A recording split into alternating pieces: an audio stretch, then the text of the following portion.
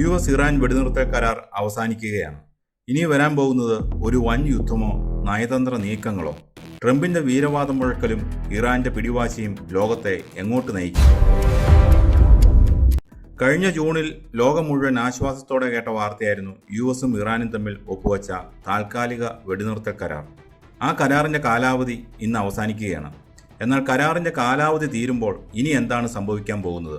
മുന്നോട്ടുള്ള ചർച്ചകൾക്കായി ഇരു രാജ്യങ്ങളും ഇപ്പോഴും ഒരു ചുവട് പോലും വെച്ചിട്ടില്ല. ചർച്ചകൾ വഴിമുട്ടി നിൽക്കുകയാണ്.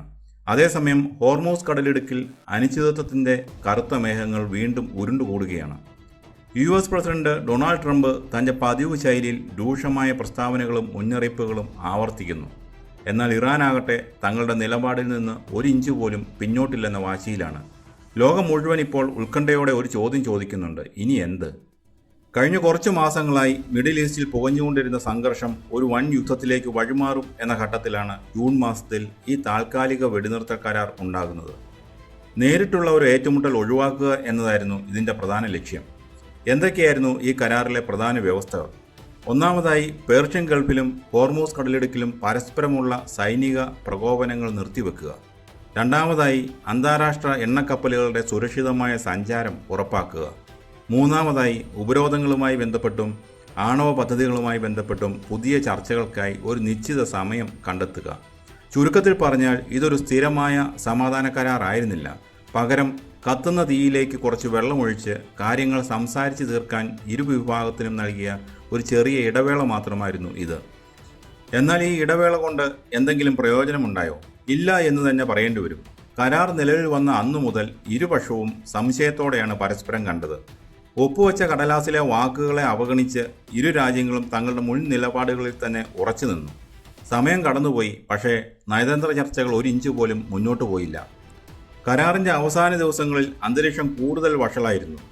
US പ്രസിഡന്റ് ഡൊണാൾഡ് ട്രംപ് തൻ്റെ സോഷ്യൽ മീഡിയ പോസ്റ്റുകളിലൂടെയും മാധ്യമങ്ങളിലൂടെയും വീണ്ടും രൂക്ഷമായ ഭാഷയിലാണ് സംസാരിക്കുന്നത്. ഇറാനെ സാമ്പത്തികമായും സൈനികമായും കൂടുതൽ ഒറ്റപ്പെടുത്തുമെന്നാണ് അദ്ദേഹത്തിൻ്റെ മുന്നറിയിപ്പ്. ഹോർമൂസിൽ ഇടപെട്ടാൽ ബോംബിട്ട് തകർക്കുമെന്ന് ഒമാനെതിരെയും ട്രംപ് ഭീഷണി മുഴക്കിയിട്ടുണ്ട്. നയതന്ത്രത്തിൻ്റെ ഭാഷയേക്കാൾ ഭീഷണിയുടെ ഭാഷയാണ് ട്രംപ് ഉപയോഗിക്കുന്നത് എന്ന വിമർശനം അന്താരാഷ്ട്ര തലത്തിൽ തന്നെ ഉയരുന്നുണ്ട്. മറുഭാഗത്ത് ഇറാൻ ഒട്ടും വഴങ്ങാൻ തയ്യാറല്ല. തങ്ങൾക്ക് മേലുള്ള ഉപരോധങ്ങൾ പൂർണ്ണമായി പിൻവലിക്കാതെ ഇനി ഒരു ചർച്ചയ്ക്കുമില്ലെന്ന് ടെഹ്റാൻ വ്യക്തമാക്കുന്നു. തങ്ങളുടെ ആണവ പദ്ധതികൾ സുതാര്യമാണെന്നും ബാഹ്യ സമ്മർദ്ദങ്ങൾക്ക് വഴങ്ങി തീരുമാനങ്ങൾ എടുക്കില്ലെന്നും അവർ ആവർത്തിക്കുന്നു. ഒരു തരത്തിലുള്ള വിട്ടുവീഴ്ചയ്ക്കും തങ്ങൾ തയ്യാറല്ലെന്ന ഉറച്ച സന്ദേശമാണ് ഇറാൻ നൽകുന്നത്. വെടിനിർത്തൽ കാലാവധി കഴിയുന്നതോടെ ഹോർമൂസ് കടലിടുക്കിൽ വീണ്ടും എണ്ണക്കപ്പലുകൾ തടയപ്പെടുമോ എന്ന ഭീതിയിലാണ് ലോകരാജ്യങ്ങൾ. എണ്ണക്കപ്പലുകൾക്ക് നേരെ ആക്രമണം ഉണ്ടായാൽ അത് ആഗോള എണ്ണവിലയെ ഉടനടി ബാധിക്കും.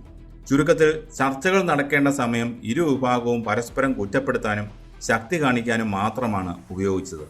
അതുകൊണ്ട് തന്നെ വെടിനിർത്തൽ കരാർ അവസാനിക്കുന്നതോടെ ഇനി എന്താണ് സംഭവിക്കുക എന്ന ഉത്കണ്ഠയിലാണ് ലോകം. പ്രധാനമായും 3 സാധ്യതകളാണുള്ളത്. ഒന്ന്, സൈനിക ഏറ്റുമുട്ടലുകളുടെ തിരിച്ചുവരവ്.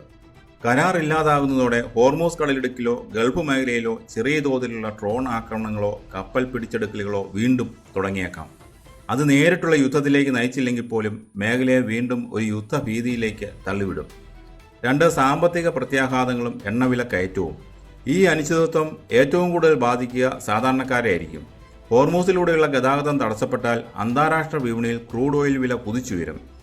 ഇത് ഇന്ത്യ അടക്കമുള്ള ഇറക്കുമതിയെ മാത്രം ആശ്രയിക്കുന്ന രാജ്യങ്ങളിൽ കടുത്ത പണപ്പെരുപ്പത്തിനും ഇന്ധനവില വർധനവിനും കാരണമാകും.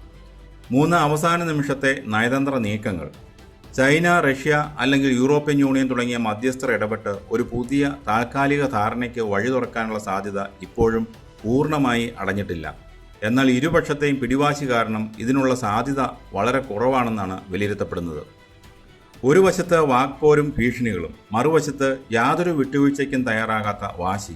ഇതിനിടയിൽ കിടന്ന് പുകയുന്നത് ഒരു കൂട്ടം രാജ്യങ്ങളുടെ പ്രതീക്ഷകളും ആഗോള സമ്പദ്വ്യവസ്ഥയുമാണ്.